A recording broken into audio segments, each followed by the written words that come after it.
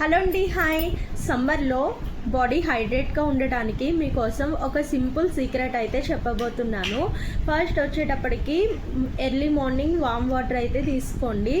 దాంట్లో lemon mix చేసుకోండి, ఫ్రెష్గా ఉంటుంది రోజంతాను. సెకండ్ వచ్చేటప్పటికి కోకోనట్ అనమాట, అంటే కొబ్బరి నీళ్ళు. దాంట్లో మనకి న్యాచురల్ ఎలక్ట్రోలైట్స్ ఉంటాయి, దానివల్ల బాడీ అయితే హైడ్రేట్గా ఉంటుంది.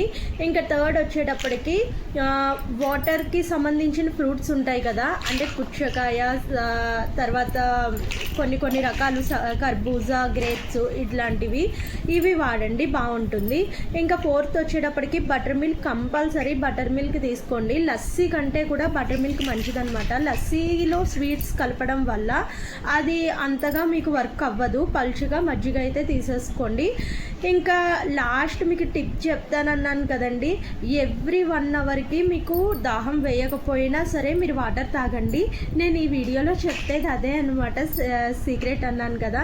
నా ఛానల్ నచ్చితే లైక్ చేసి ఫాలో అవ్వండి, సబ్స్క్రైబ్ చేసుకోండి. Thank you.